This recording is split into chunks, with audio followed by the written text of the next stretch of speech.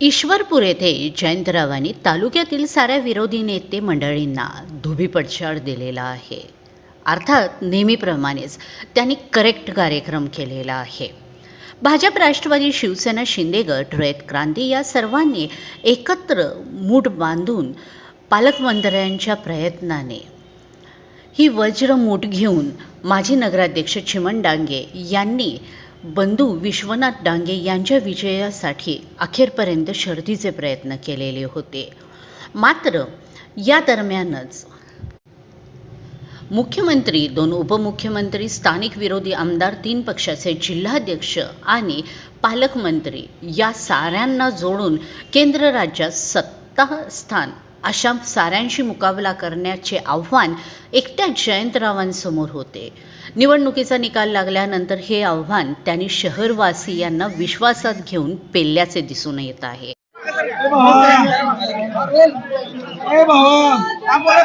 ईश्वरपूरच्या निवडणुकीत भाजपाने अनेक आमिष दाखवले, अनेक रतिमारती, राज्याच्या मुख्यमंत्र्यांची सभा झाली. मात्र मतदारांनी तुमच्यावरच विश्वास ठेवत एक हाती सत्ता दिली. नगराध्यक्ष उमेदवार आनंदराव मुलगुंडे दादांना प्रचंड मतांनी निवडून दिलं. काय सांगाल, कसं बघतो?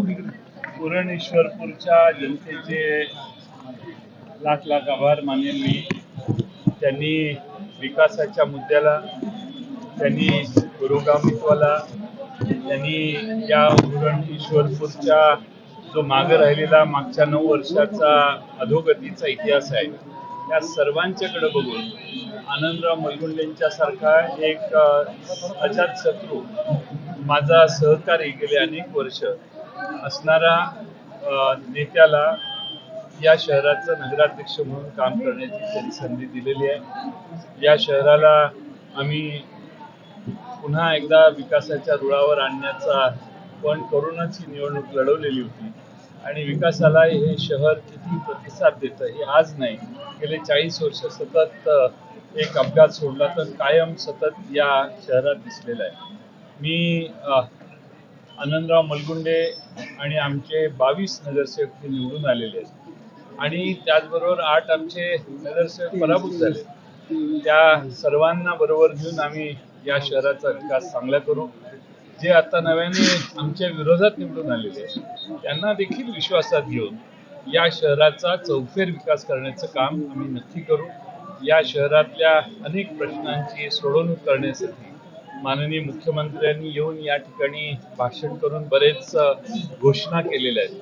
त्या सगळ्या घोषणा मला खात्री आहे मुख्यमंत्री पूर्ण करतीलच असा माझा विश्वास आहे. पण आम्ही सगळे पूर्ण ताकद देऊन या शहराचा विकास करून हे शहर पुन्हा एकदा पूर्वपदावर आणू हा माझा विश्वास आहे. जी लाईन प्रचाराची तुम्ही धरली होती की उमेदवारी जे विरोधी पक्षातील लोकांना दिली गुन्हेगारी होती, लोकांनी त्याला तुम्हाला प्रतिसाद दिला असं वाटतं का? मला वाटतं की तोही एक महत्त्वाचा मुद्दा ठरला या निवडणुकीत आणि लोकांनी त्याला प्रतिसाद दिला. आणि मला विधानसभेत जेवढं मताधिक्य या शहराने दिलं जवळपास तेवढंच मताधिक्य माझ्या उमेदवाराला देऊन या शहराने एक वेगळाच आपली भूमिका ठाम असल्याचं पुन्हा एकदा सिद्ध केलं. विधानसभेला तुम्ही गुलाल खेळला नव्हता, पण आज तुम्ही गुलालात